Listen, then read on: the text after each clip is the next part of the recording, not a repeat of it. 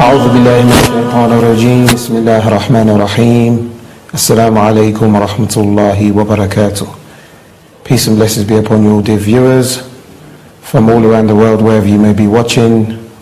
This is Ahlul Bayt TV, the only channel broadcasting the pristine teachings of the Ahlul Bayt, alayhim as-salam, exclusively in the language of English. I'm your presenter for this evening, Abdurrahman Shukoya, and this is Reborn, the show that dedicates its time to hearing and airing the stories, the extraordinary stories of brothers and sisters who have made the step, the enormous step to Islam and of course to the madhab of Ahlul Bayt, peace and blessings be upon them all. And today we're very lucky to have with us Sister Latifa Shalabi, who will share her story about how she came to the madhab of Ahlul Bayt, peace and blessings be upon them all.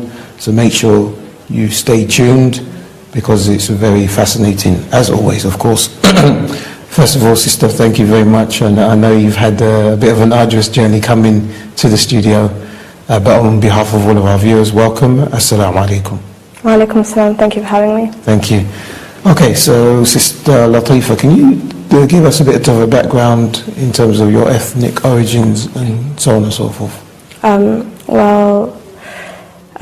originally Palestinian, and I'm sure most of your viewers understand the conflict that went on in Palestine and had led many original citizens to escape and try and seek refuge in other countries. My family had seeking refuge in Lebanon, and from there my father, who was a doctor, had married and went to Libya, to where I was born. And from there I had spent 5 years of my life in the hot country among all the wildlife. Not really, I don't remember much except some goats and some trees. Other than that, I do remember the years after, which we had moved to Lebanon for 2 years, in which there was a strict Arabic/Islamic course taught to the children. So my education was quite heavily dealing with Arabic and Islamic studies. Okay. So Quran, I remember reading Quran, I remember reciting it, I remember the Islamic dress code, I remember the adhan being played 5 times a day, or recited rather, 5 times a day. So there is a bit of Islamic culture that I remember as a child. As a child, okay. So these memories are still there. What was obviously you said you're very young, so it's understandable you couldn't really remember much about Libya.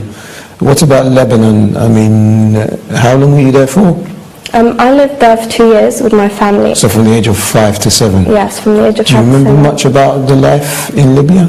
In Lebanon? I do remember a lot about that life. It was very community-based, which is really nice in comparison to, sometimes you compare it to the West.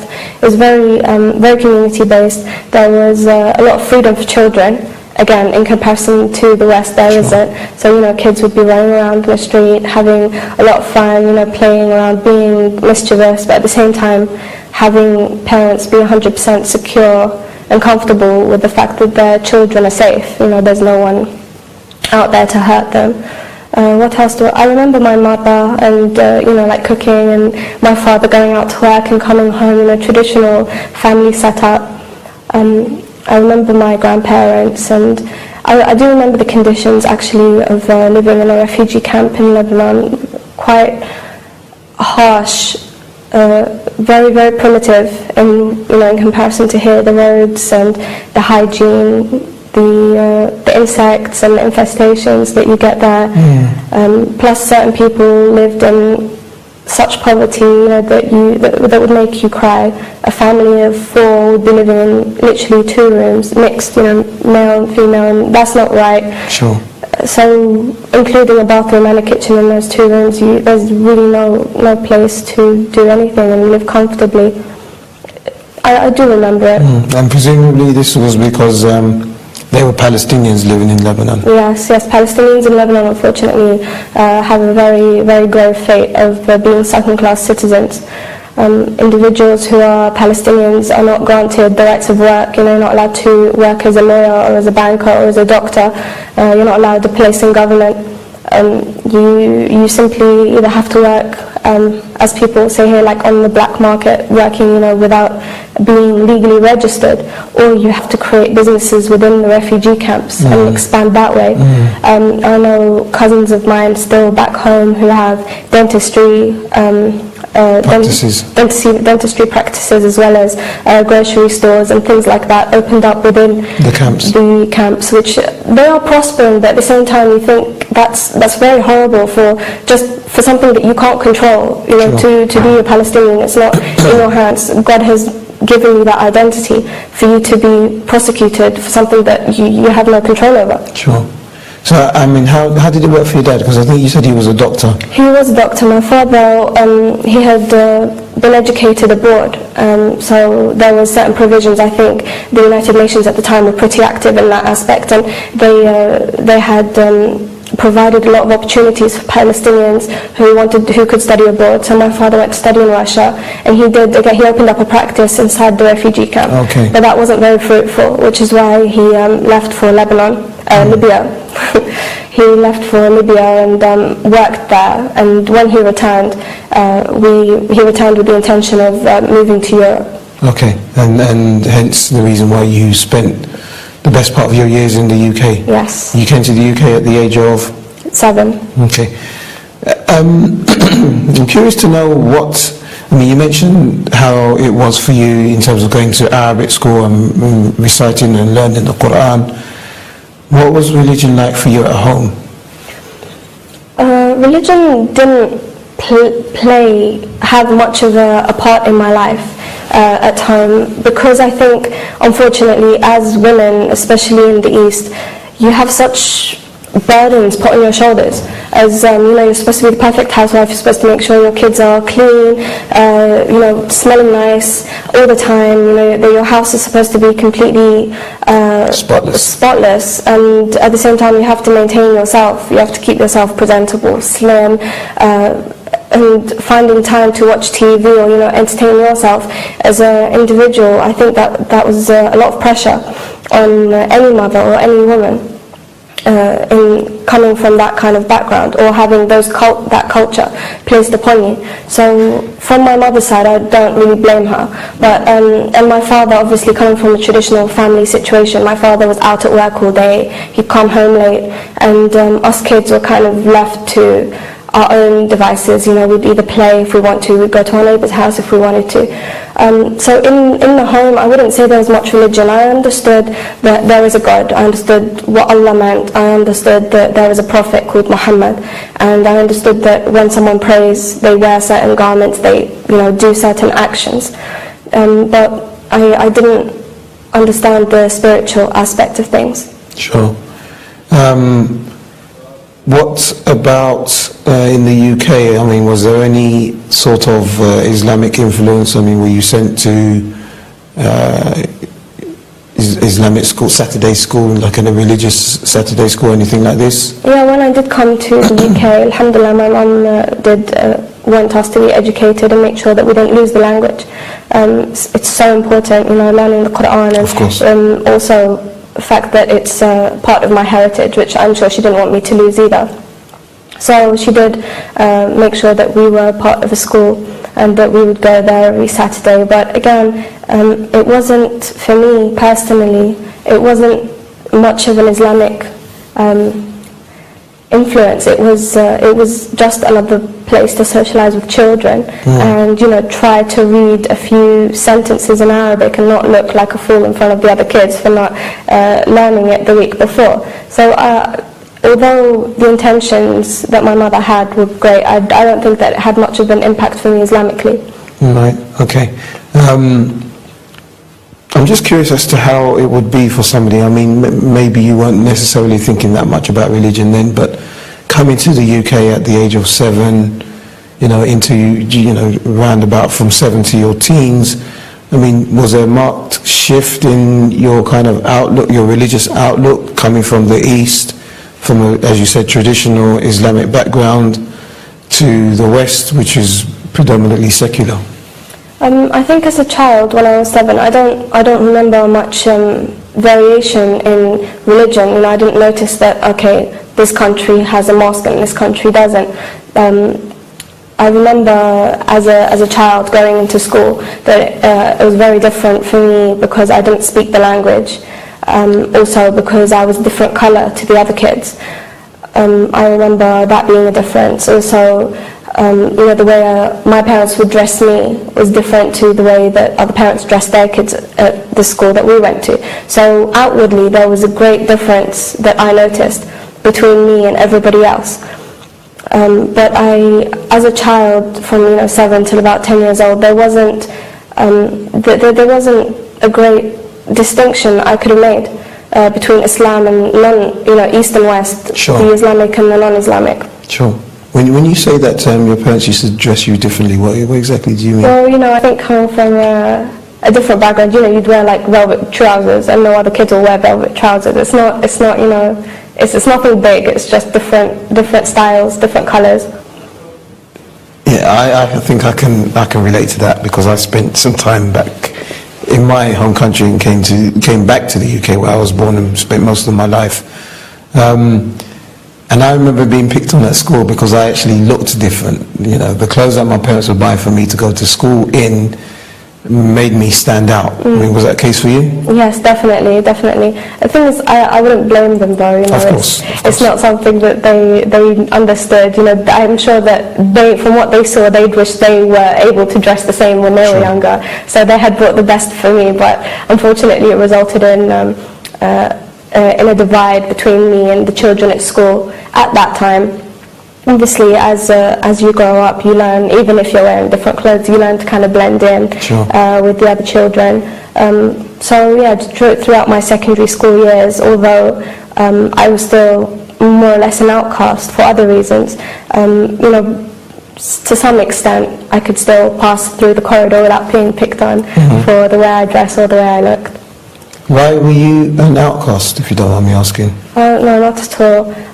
At secondary school, for reasons that I still don't understand fully, I was picked on by the popular kids, the English kids, who I think who just who didn't think deep into certain things, who didn't take their life seriously, who didn't take their education seriously. So coming from a background where my father was a doctor and my mother was a trained nurse and interpreter and assistant school teacher, coming from such a deep educational background, I was very motivated in my education.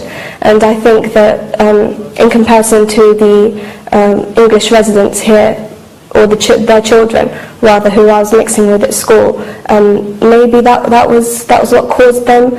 I'm guessing also I think one of 3 Asian kids in my year, so that could have been a reason. But I don't understand it till now. So, are you trying to say that you were very intelligent and took your studies seriously? I mean, were you... I don't mean this to be disrespectful, but when we were in school, we used to pick out students in the class, and we would label them the teacher's pet. That's not disrespectful at all. I think I was definitely a teacher's pet. I was very excited about learning new things because I just was. I didn't understand the benefit of that thirst for knowledge then, but alhamdulillah, we're very grateful for it. It was something that it was very visible. I remember even a teacher, God forgive him, in a drama class had actually said that, as part of drama they would, try to give examples. They say, okay, so now imagine yourself as an animal, what would an animal be? Latifa obviously she's always happy and she likes to please others, so she would be a dog. And so from a young age, people could notice that enthusiasm in me. And it was something that I think other kids didn't like very much. Sure.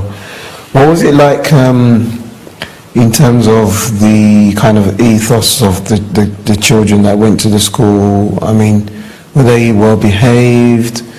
I mean, was there a drug problem? Was this kind of the practice of boyfriend, girlfriends quite rife in the school?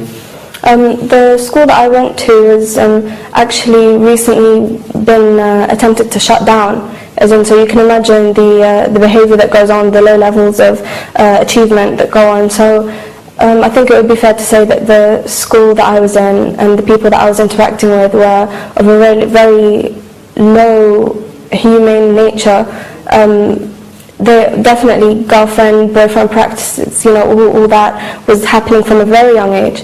And the same can be said for drugs. They were entered into schools, children were smoking quite casually. There was a lot of violence, I remember, a lot of violence. Fights would happen every other day. We'd hear about girls and boys getting in trouble with drug dealers outside of the school premises. Gang on gang, school on school type of violence. It was very negative to think back on it. Alhamdulillah, I didn't feel that at the time. I was very unaware of. It felt like a distant world to me. I don't associate that to Islam. It was just because I was not with the crowd. I was completely outside of their inner circle. So it was a very distant lifestyle. For you, okay, alhamdulillah. So at least that made life, I guess, a lot easier for you. With the benefit of hindsight, alhamdulillah. Were there other Muslims in the school? There was, but I think there was no one that, I think because of the way I was, which wasn't a practicing Muslim, I hardly knew anything about my own religion. So in comparison to them who probably existed, we had nothing in common for us to identify each other as Muslims and coming together and learning from each other and benefiting from each other's friendship. It was, so I wouldn't have known. Sure. So I guess you hung around with those who were kind of like-minded in terms of their studies? Yes and no. I think through my years of secondary school, I mixed around with a lot of different people. Alhamdulillah, I had my white nerdy friends. I had the black thuggish type girls who would try and blackmail even me into doing certain things. And at the same time, I had my Muslim girls who take off their hijab for PE type people. So I had a very mixed variety of friends and a very mixed variety of influences. Sure. And back at home during these years in your teens, was the situation still the same in terms of, so you wasn't really that influenced by religion at school or amongst your peers? And at home, was it the same? Because I know you have quite a few brothers and a sister as well. Were any of them religious? No, unfortunately, the background that I come from, and heavily dictated by my father, is very culturally based. It's very, very shallow and has nothing really to do with religion. The only time I think religion comes into it is during Ramadan, during times of crisis, during births, or during deaths. Every marriages I wouldn't say so. Okay. Because of the types of weddings that would happen. Sure. And also, surprisingly, I've only learnt this recently, but the certain laws that we have in Shia Islam about mahar and the women choosing themselves or having access to the contract of marriage, stipulating their own conditions that my aunties and my mother were not privileged to. So even within the marriage contract, there's I don't see any real Islam in it. Yeah, that's quite an interesting point you've touched on there, because how was it in terms of were you able to decipher the difference between religion and culture? Or did you assume it ought to be culture, or to be religion, or just, both? I think up to secondary school, sixth form, so about 16, 17 years old, I had assumed that religion and culture were one, and especially because we are Arabs. Unfortunately, I thought that, that was the way it was, because the Quran came down in Arabic and the Prophet was an Arab, and therefore our culture was our religion, and that we were smart enough to use our religion and derive from it the good things and shape our culture around that. So that's what I had assumed. And had you assumed that based, was this an assumption that you came to on your own, or do you think that's what everybody around you believed? Definitely what everybody around me believed, and obviously because I think unfortunately families don't really pay much attention to the spiritual development of an individual, especially when they're in school and they're getting report cards every other month, that they would push you more into the education side of things. So I didn't really pay attention to that, and I had assumed I think it was an assumption of mine, but based on the actions of my family and based on what they would say, what they would do, how they would act. Okay, interesting. Okay, so secondary school, alhamdulillah, as you said, you were able to keep out of the goings on that was happening around you. So what happened after secondary school? After secondary school, there was a great shift in my life. I had moved from my mum's house and moved to live with my father, who was very strict and very culturally based. There was hardly any religion in his actions or his treatment towards, I think, anyone in the family and outside. And so to some extent there was an implementation of modesty. So I couldn't wear short sleeves anymore. I had to cover up to my elbows. Up to your elbows? Yes, up to my elbows. And in some parts of the world, hijab is actually considered up to your elbows and up to your knees. And this is unfortunately an Islamic thing. So yes, up to my elbows. Also, clothing had to be up to a certain level. It had to extend and cover, the legs and so whatnot. So I did feel a tighter implementation of what I thought was Islam on my life at that time. What you thought was Islam? Yeah. Now, so you'd left the school that you were at previously, yes, where all of these goings on were taking place, and again, there were some Muslims, but you just kind of were friends with them, and then you moved to this new area, which was Tooting, if I'm not mistaken. Yes, Tooting. Now, what I know of Tooting is that it has a lot of Muslims living in that vicinity, in that particular area, and even further afield. So did this have any impact on your religion? Oh, alhamdulillah, it did. Slow at first, but it speeded along later on. When I had enrolled in a sixth form, next stage of education, so I interacted with a lot of people who were, the same age as me, same colour as me, and the same religion as me. And at first it was very basic, broad Islam, which I needed to learn because I had not known it before.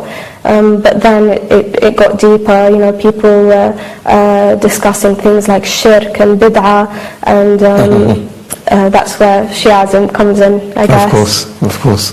But just out of curiosity, before we go for the break, because we're due for a break now, what sparked the interest at that particular juncture? Was it just simply because you were around Muslims and you just wanted to find out more about the religion, or what? No, it was, subhanAllah, looking back on it, you think the way God makes plans for us, you could never program it yourself. And the way it happened was just a random friend had asked me, what do you think of the Shia?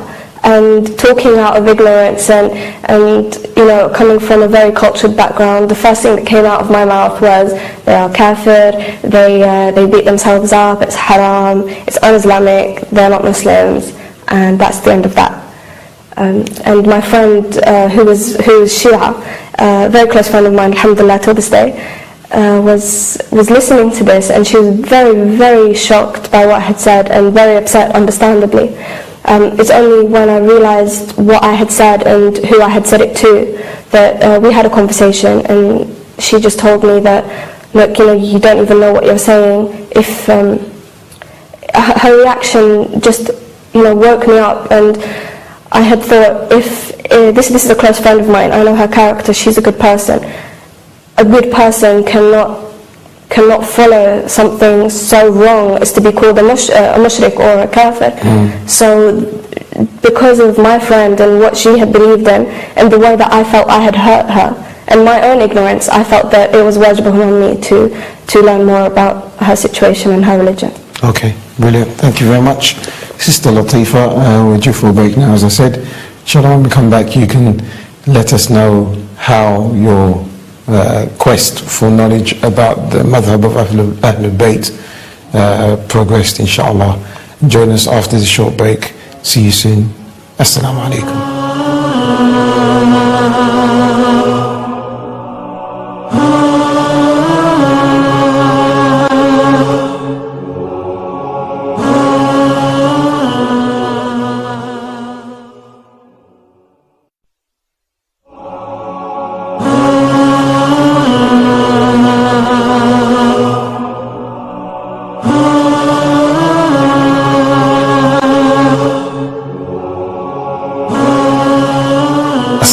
Welcome back to Reborn on Ahlul Bayt TV with our guest today, Sister Latifa Shalabi, who has been so far telling us about her quest for knowledge about Islam, particularly Shia Islam. Before we go into what you did next in terms of trying to find out more about the madhab of Ahlul Bayt, I'm curious as to what made you make those claims in the first place, i.e. the Shia are kafir, they worship stones or whatever it was that you were thinking at the time. Where do you think because you mentioned how you weren't really that religious prior to this anyway, so where do you think these misconceptions came from? To be truly honest, I think it came from my family, unfortunately. Coming from certain strict Sunni backgrounds, I think this happens a lot with those kind of individuals, where once in a while they like to have a good Shia bashing. They would sit down, the topic would come up from some end, usually it's around Ramadan, where we fast differently to the Sunni brothers and sisters. So they'd say, they'd literally start up from there. These people are always on the wrong path. They would always, try and do this, and then they would bring up the issue of shirk, the issue of bid'ah, the issue of our madhab have being started from Jews, talking, all the misconceptions. Obviously you're talking about the madhab. Our madhab of Ahlul Bayt. They would bring such ridiculous stories, Allahu Alam where they come from. But as a child growing up in that kind of environment, even if you're not sitting with the adults and you're listening to them, just hearing it once in a while, you do pick up on it. Sure. And I remember once asking my father directly, what's a Shia? And he would tell me that, it's someone who prays on stones, they worship the stones. They pray like us, but they pray on stones. And of course your father is educated. What? I said, of course your father is educated. Yeah, my father is educated in the sciences, but unfortunately not in other aspects at the time. And so as a child, you ask that, and because it's so different from what I was used to, what, praying on stones? You pray on a mat, what have stones got to do with it? It's such an unnatural place for a stone to be under your forehead whilst you're praying. So it was a very big, I remember that very, very clearly, and I think that among other things, shaped my view of the Shia at the time to be negative. Sure. So this friend of yours was upset, and as you said, this spurred you on to find out a bit more. I mean, what exactly did this friend of yours say when you told her all of this? Because you said basically you don't know me to be able to judge me. She said something of that nature, but it was mainly, look, you're talking out of ignorance. It's not about her as an individual. I knew her as a friend, but she just said, you don't know my religion. You don't know what I believe in. So why are you saying what you're saying? You ask me. I'll ask me questions. I can reply back to you. But when you make statements, what room is there for discussion when you've already decided? And at that stage, it was a very big thing for me to hear, because I have living in a very traditional background and growing up in the West, women are supposed to be in the kitchen, yet I felt empowered as a woman in the West, and I didn't want to be in the kitchen. I wanted to be out where my brothers were. I wanted to be on bikes, I wanted to go to the parks, I wanted to go to my friend's house. And you would hear things like, no, it's not in our culture, this is wrong, it's not in our religion. And I knew what it felt like to some extent be oppressed by who you were. So when I had felt that I had oppressed another individual, or had judged another individual based on something that I have no knowledge of, sure. it was a very deep emotion, and I think that's what sparked my journey. Sure. So then, how did you go about finding out more about Islam, about Shia Islam? Well, I had been reading, books, but there's only, I think, so much that you can get from books, especially as a Sunni individual. You'd kind of go on the website, and then you'd find 101 websites about why Shias are wrong, and why, and it's always from one-sided, and I did understand that. I did understand that there was always a bias. So I think, I don't know what I was waiting for, but I knew that I couldn't progress with the knowledge that I wanted to learn from these sources. Alhamdulillah, later on that year, I was introduced to a brother at my school who was Shia, and very open about it, very comfortable with it, and someone who's very active vocally, who, mashallah, wrote poetry. He was a great debater, very active in his studies as well. He left nothing unturned, or every aspect of his life. You could tell that this individual placed a lot of emphasis and a lot of concentration and focus into. So, alhamdulillah, he had the time to answer my questions. He had the time to direct me to exactly what kind of books I should be reading, rather than picking up any women in Islam type books. I should be learning about the Ahlul Bayt. I asked him a lot of questions. Why do you focus on other people? Why can't you just talk about the Prophet? The Prophet is where it all came from. And he's like, well, of course we do talk about the Prophet. It's just that with the Ayyimah, he explained to me their infallibility, and he explained to me the fact that everything that has been said by the Ayyimah has originally come from the Prophet. If we have no sources from it being directly from the Prophet, then the Ayyimah are the best source other than him. Sure. He showed me from the Sunni books, Hadith books, Muslim, Bukhari, all these other books, that the importance of Ahlul Bayt, that normal Sunni Muslims, brothers and sisters, don't place on them, and that the place of the companions which they have is the place of our Ahlul Bayt, and even higher. Sure. So from him, I gained a completely different insight into Islam.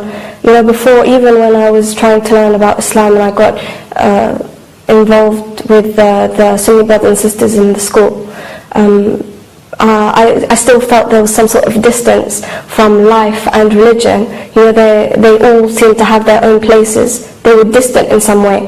But when I started learning about Shia Islam, they just became unified so beautifully. Everything had a reason. Women weren't oppressed anymore. Surprisingly, even in Sunni books, a woman shouldn't speak. There should be a veil. Not just a scarf on her head. No, there should be a physical parting between a teacher and his students, or things like that. That there was no reason for. Shia Islam, I saw, had such a practical, just made life so easy, and made life to be lived the way it should be. So thanks to the brother, alhamdulillah, I came to the school of Ahlul Bayt. Alhamdulillah. Did you ever have conversations with your Sunni counterparts about the thought processes that you so eloquently just explained to us now? Was this something you shared with them, and if so, what was the response? I didn't share them openly, as in people understood that I, Sunni, was hanging around a Shia person, and that he was rubbing off on me, because I think in my actions as well, I started to understand through the madhab of Ahl al-Bayt, that you can't be a passive Muslim. That's not an acceptable thing for you to be. You have to be an active Muslim, and through that more questions started coming in my head. So when I started thinking like a Shia, so in front of Sunnis, they would say certain things that they no longer made sense to me. I would reply back to them, and I would challenge those views. So they did pick up on that change. I think they'd be stupid not to have picked up on it. But no, a couple of people asked me, "Oh, are you Shia? Are you Shia?" I would always deny that. Firstly, because of my family situation. Coming from very, very strict, unreligious, but leaning towards a Sunni Wahhabi type mentality, it was very dangerous for me to have publicly admitted it. Really? Yeah. Okay, that's quite interesting. Your family's non-religious, but leaning towards a kind of Wahhabi type Islam. Yes. So this brother was instrumental in you seeing the truth for what it was, and understanding the school of Ahl al-Bayt a lot clearer. Was this all that you needed to do for you to become a Shia? Or, was it on the back of these conversations that you decided after some time that, yes, I'm going to become a Shia, or not? Did you have to do something else? I knew the truth when I saw it, and even though I did not admit it to myself or other people, I knew internally that that's what I believed in. Whether I did not practice what I had known or what I knew to be true for quite a while. I don't know whether it was laziness or whether it was just the environment that I was in, family pressure, but it was, how can I put it? The family in general, I think it had a great impact on the way that I lived my life in that aspect, in that time, where I would be surrounded by them for a very long period of time, and where I was influenced on one side by my brother. I was influenced, as in my brother in Islam, the brother who had helped me. Sure. On the other side, I was influenced by my family, who, no matter, I think, what had happened, I had still felt some bond, some form of loyalty to them, although it seems ridiculous now. Some form of loyalty, and just I didn't want to do this to them. I knew what it meant. So it would break their hearts? It would break me as physically, but no, not just that. It was their reputation. My father has a reputation for being a doctor, and back home, and very revered, especially coming from poverty. For someone to have been a success and moved to Europe, if we had got back to home. Also because we had a lot of friends who emigrated with us here, so family friends, and they were in the same school as me, their children, so it would be like a circle of reputation and fear of violence at home. Unfortunately, a lot of the culture in the East finds it okay for women to be beat. That's something that's completely normal. A man can hit his wife, a father can beat his daughter, to teach her a lesson. If she's out of line, then he somehow has the authority to do that. He can judge whether she's right or wrong, and he can train her through violence to change her ways. I think it was a fear of a lot of different aspects that didn't make me actually implement what I had been taught. So you, intellectually, you believed, yeah, but in terms of practice, it wasn't something that you were able to do, because it sounds like what you're saying is you would have become the black sheep, if I can use that phrase, or a source of shame for your family because you become a follower of the Ahl. Really, it's that serious? It is that serious, and not just a form of shame. It's a lot deeper than that.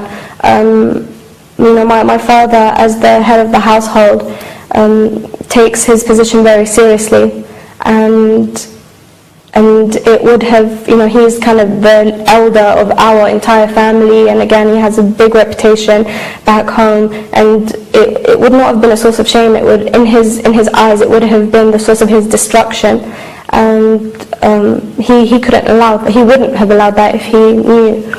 Yes, so he had made several comments, because you could, he found the books that I was reading, he saw the turba a couple of times, and although he questioned and I gave logical answers, there was still a bit of doubt in his head, and he made, some comments about, don't you dare, over my dead body, those type of comments that made me quite fearful of publicly announcing myself as a Shia to my family. Sure.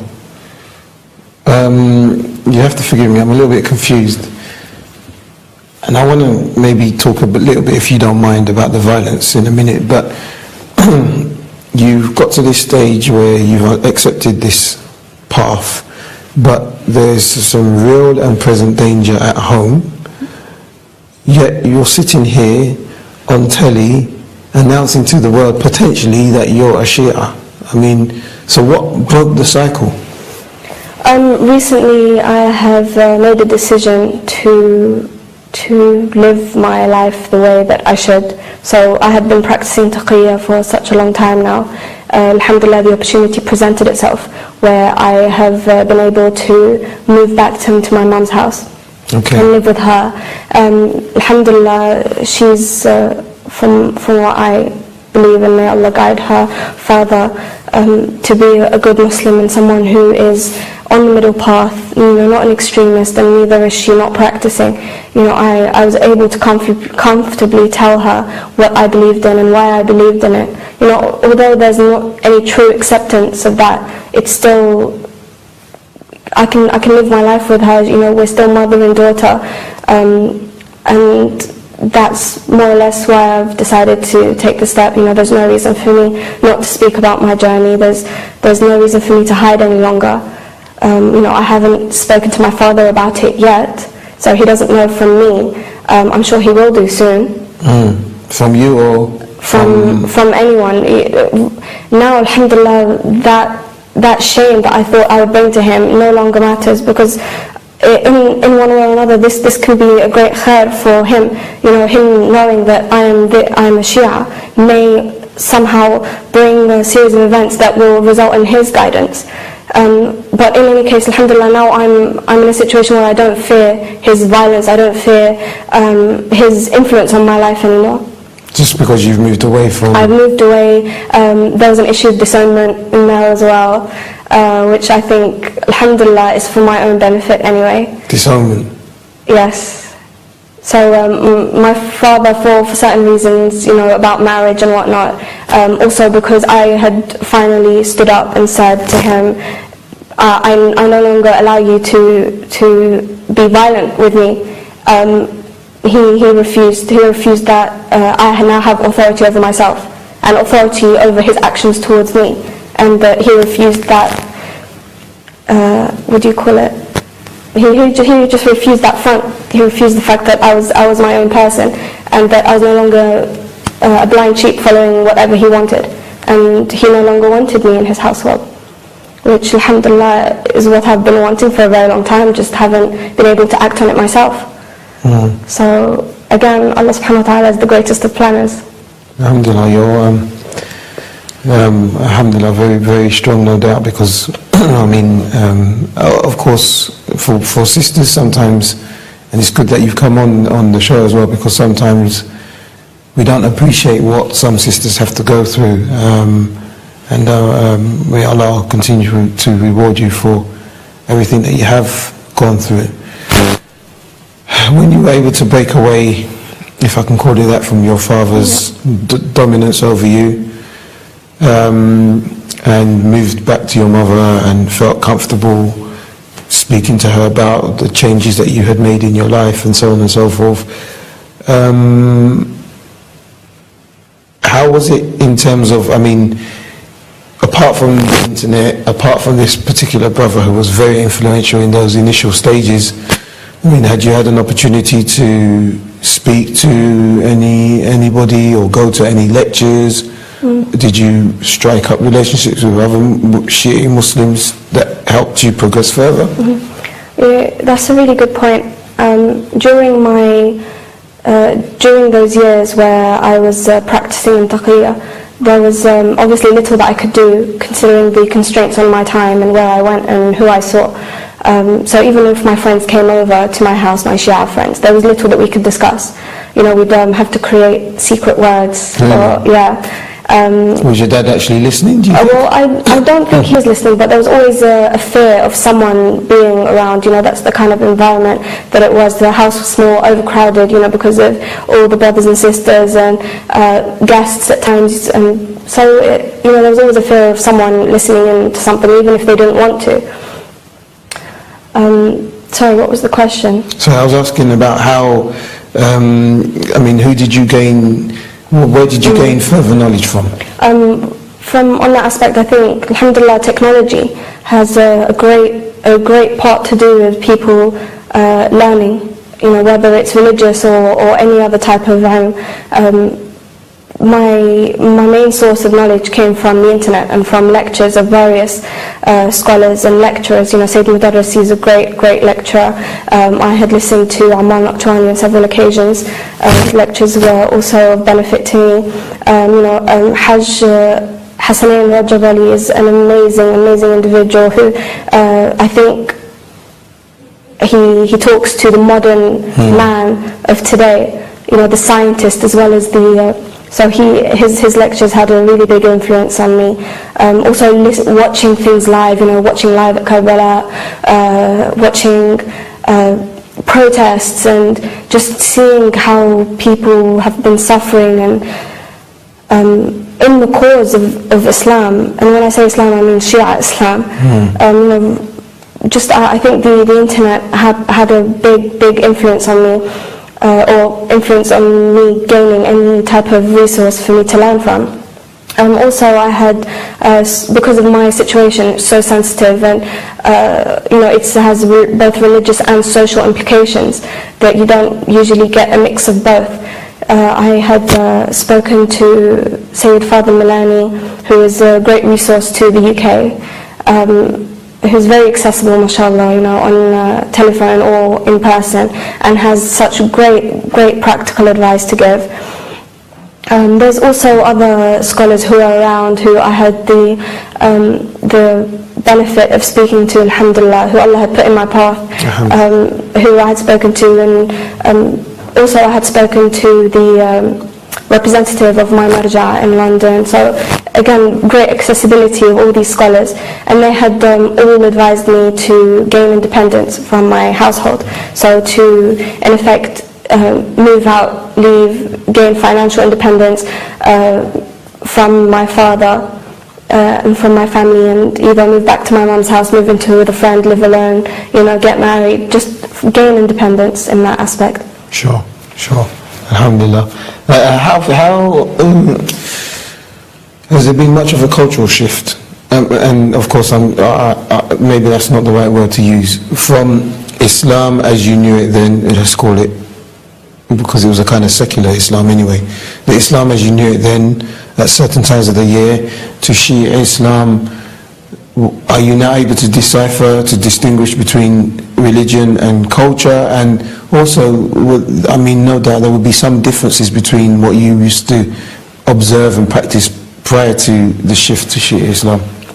I definitely can see a great difference now between my old lifestyle and then comparing it to my family's practice of Islam and my own practice now. Great differences. I think the most would be now, as a result of everything that had happened before, I completely reject culture. It's not something that I like to implement. You know, if it has a religious backing to it, then, you know, ahlan wa sahlan, do it, repeat it. But anyone that turns around and says, oh, but you know, this is what is culturally accepted here, it's not something that enters my mind. culture now means very little because of how I've seen culture abused, unfortunately forced upon me, when it was something that I didn't want to accept anyway. So I think that's a natural reaction. I'm very defensive now when it comes to anything that does not have an Islamic background to it. But in many cases, as in when I'm interacting with my Pakistani friends or with my Arab, Muslims, Sunni, Shia, there's not much of a difference between the way they practice their Islam and the way I practice my Islam. We all wear practically the same thing. We discuss more or less the same things, and we have very, very similar views on the non-controversial topics of Islam. So in day-to-day practical lifestyle, no, there hasn't been much of a change, because alhamdulillah, most of culture does derive from religion. Sure. Okay, thank you very much. Thank you very much for the time that you've shared with us and sharing your story with us as well. And just on a final note, any regrets? I think my only regret was not being braver, with regards to my father's situation. I don't think I have truly believed in the great majesty of Allah subhanahu wa ta'ala, and until quite recently, until I saw how things just magically slot into place. I regret not taking the step myself, rather than more or less having it forced upon me. I think I could have, if I had taken that choice myself, I felt that maybe there could have been a greater reward for me there. Also, a test of character. I would like to think of myself as being stronger than that, and following in Imam Hussein's steps, standing up against oppression. I think that's my biggest regret. But alhamdulillah, you managed to do it, even if it wasn't as early as you would have liked to have done it. So alhamdulillah, may Allah of course reward you and continue to shower His blessings upon you, especially in this holy month. Thank you very much once again on behalf of all our viewers for coming in. I know it couldn't have been easy for you to come and share so much sensitive information with us, and we are truly appreciative of it. Sister Latifa Shalabi, Assalamu alaikum, thank you very much. You've been watching Reborn. Remember, if you know of anybody who would like to come on and share their story with us, kindly email us reborn@ahlulbayt.tv. See you again soon, inshallah. Assalamu alaikum.